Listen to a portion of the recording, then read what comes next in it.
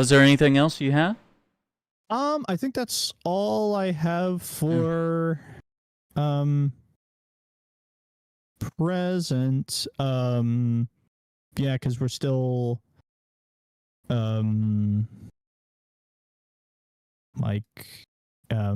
okay, good to see good to see that Wilds has basically doubled its player count since the announcement of Ascendance. That's insane. Like, everyone's like, wait a minute. Wait, we need to and there were like so many people in the comments below some of the announcements that were just like, oh, it's too bad this game sucks and it doesn't run well. And I was like, have you played in the last several months? So, like, I gotta say, like, yeah, you can say that you don't like the game, right. And it's not for World. you.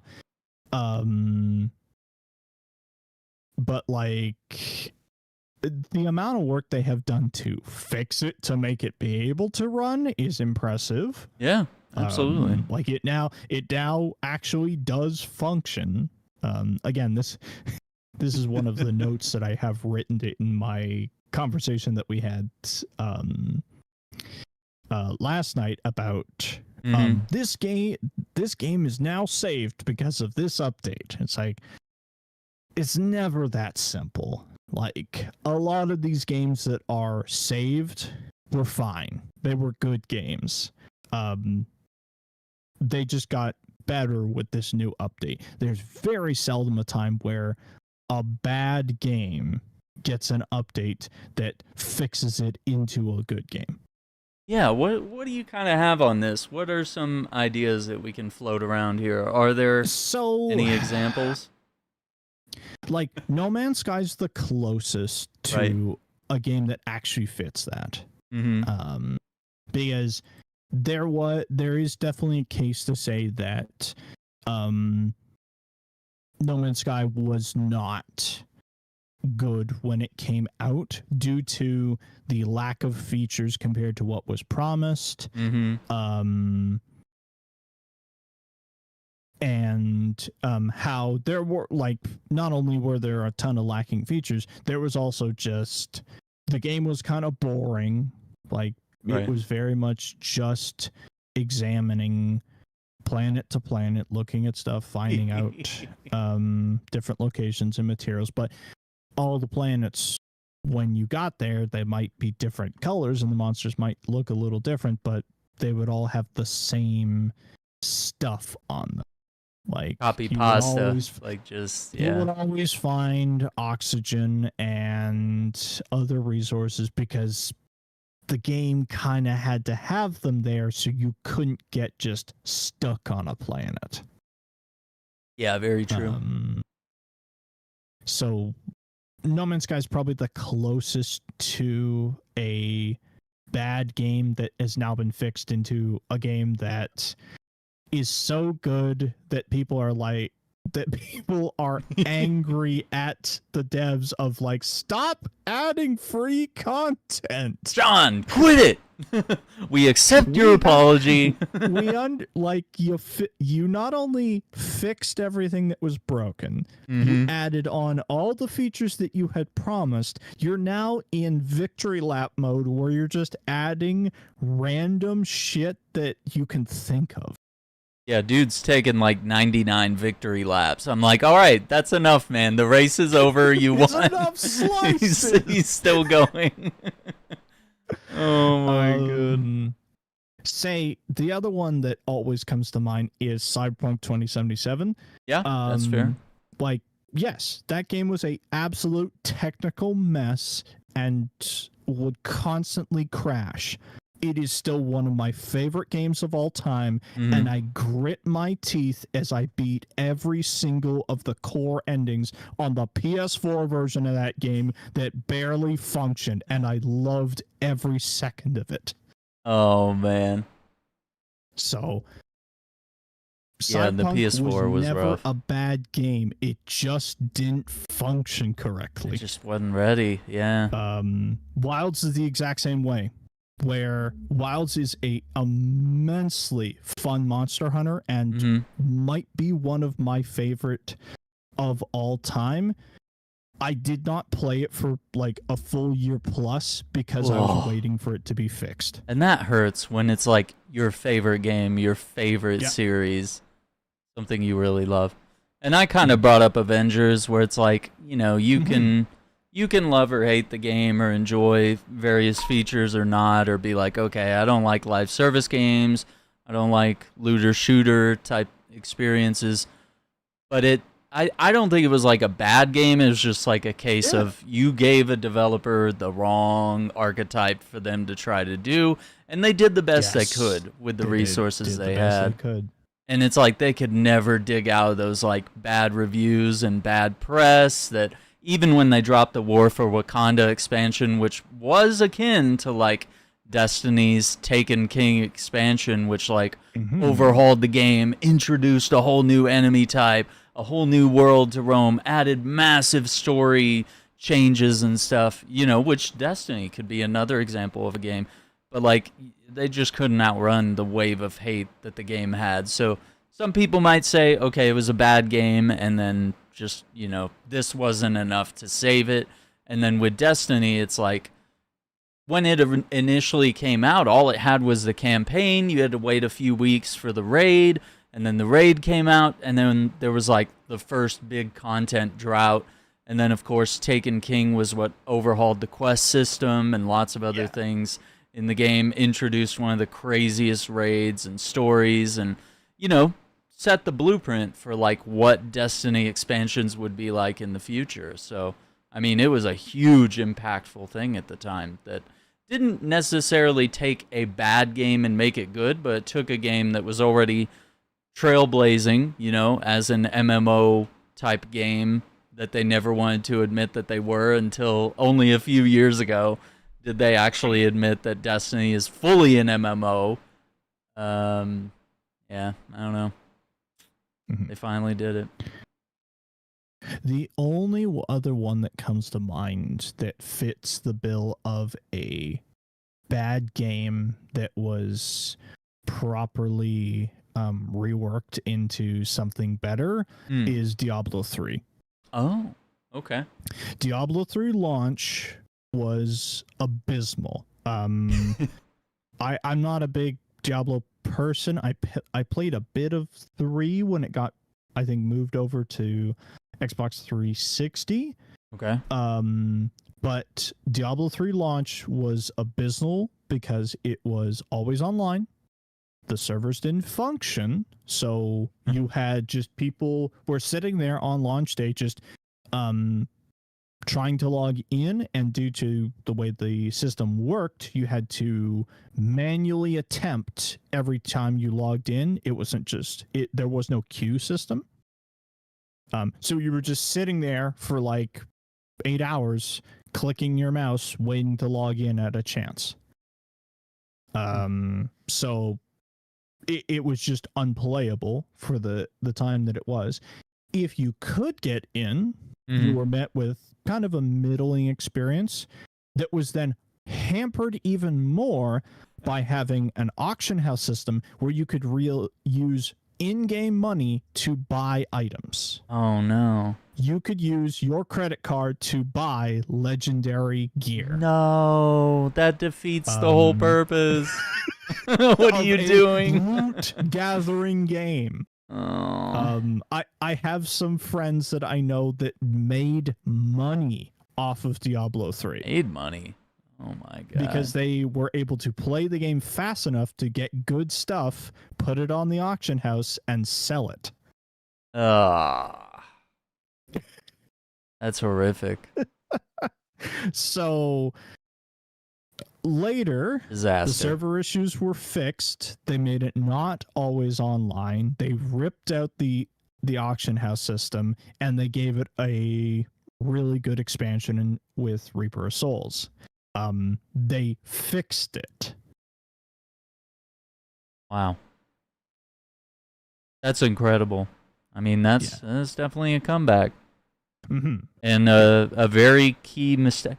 Yeah, I guess that's kind of another thing. It's like, maybe it's not just a bad game, but maybe it's like, maybe you just made a huge mistake at launch, and then you just went back and reversed that decision after hearing like player feedback, where you're like, Yes. wait a minute, this is not with our ideals as a company. Let's change this. Middle Earth, Shadow of War, right? Because it had the microtransactions where you could just buy the loot boxes that gave you really cool gear. That stuff is entirely disabled now. And same with it's just been ripped out. Ghost Recon Breakpoint, right? It was going to be a looter like Division. And then they completely made that optional and made it more akin to a true Ghost Recon game, because those were never looter games. That's the one that I was also wondering about, is Breakpoint, because I think in some regards, if you were into the formula of Division and how it meshed with original Breakpoint, you could argue that launch Breakpoint was fine. Yeah, it's fine. Say it's good. Just not what people wanted. We'll say it's fine. Yeah, it's fine. Then later version of the game, where we had the option to turn all of that off and really dial in our experience, is the good to great version of that game. Yes, I would agree. Yeah, not that the game was bad. And then I guess what prompted this whole discussion was Dune Awakening, correct? I just saw. I didn't even click on the video. I just saw no, the I thumbnail can't. of I it, can't sit and through like I highlighted that. It's just like, because we've made jokes that that people are gonna do this for Dune. That people are gonna say that these new additions, the game is finally back. It's finally good. Finally. Dune Awakening's always been good. It's always been interesting. It's always been a cool game. You don't always want to play it. You don't always want to sit there and sink into it. And there are times where it does just feel like a chore. With taxes and like before they ripped out the tax system, before power they took system. away, like the power system is always still there. It's something you almost have to put calendar reminders in your phone. I need to actually change the electric bill. That's a good idea. Where like literally you just have to log in, push one button to have fuel cells or materials extracted from your storage units and put it into your power systems to repower your overall house. That's all you need to do, but you do have to log in and remember to do that, otherwise your power goes out and suddenly your base starts falling apart. And you wait too long, there's nothing left. Too long, and then the rats come out. Yeah, the rats. Can't say who those are. I don't know. I saw another one that I didn't picture, where somebody made a guide about raiding abandoned bases. Like, don't do that. Don't tell them. Yeah. Then we won't have any. We won't be able to do it. Yeah. Like, that's a natural thing that just needs to happen. Just let it happen. Yeah. So part of the game. No, Dune has always been good. Yeah. It's getting better. And I think it has the potential with what they have planned for the further release for consoles and single player. People are gonna be able to use those systems and start doing like, again, you can now start doing, especially with single player, you can start doing challenge runs of this game where you are not beholden to you can play on a single player server. You can set up your parameters of what your restrictions are, and it's just you versus the desert. It's not you versus anybody else, because there are no other players. It is just you and the world. You could go hardcore survival and crank up all the mechanics and make it a little more immersive, kind of like we did with Breakpoint.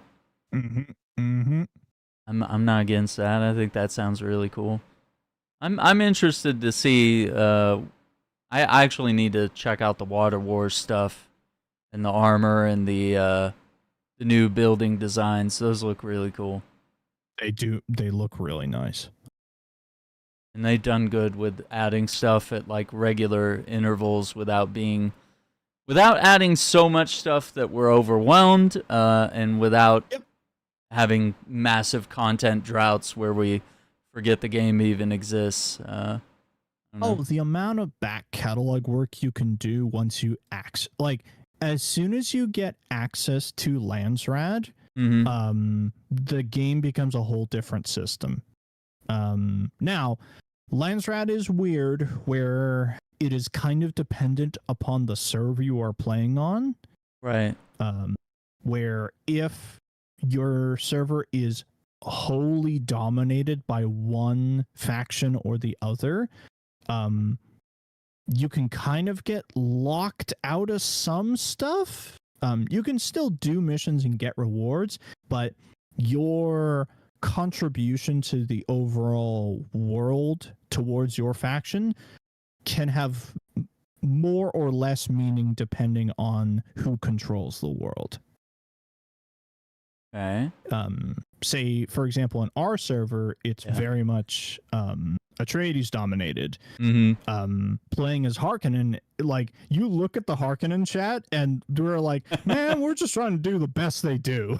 Oh, no. We're just trying to figure stuff out. And they'll be like, yeah, have you seen the Atreides chat? They just, like, they're at each other's throats like, you better finish your fucking objectives. We can't let them win. Oh my god. They're into it. Whereas we're like, there's only a couple of us, so we're just gonna do the best we can. Do whatever we can, yeah. Damn. So yeah, no. Dune Awakening's great, and please be excited for more Dune in the future. Absolutely. I think that latest update looks exciting. And they have more stuff on the way. September 22nd is the big day, the Polar Cap map, and single-player mode and all the cool stuff on the way. Also, we got a Destiny thing. Servers are offline, and Bungie has a message. We built a universe. Guardians like you filled it with meaning. Thank you from all of us on Destiny 2. So they might have accomplished our goal today. They said they were going to try to take down the servers and be like, hey, we want Destiny 3. Yeah, that's what I've been hearing is like literally, all right, we're just asking for one day. Yeah. Everybody get in here. And it happens to be a really good update too. Like one of the best ones with some of the things we've been requesting and withheld for years, like Sparrow Racing League and, just certain changes to classes and supers and even some guns and stuff. For a while we've wanted like some guns to chase and iconic weapons that aren't tied to just like buying a season pass. You want something to grind for and try to earn. So. A lot of things. So it actually ends up being one of the best updates to the game, especially in the past several years.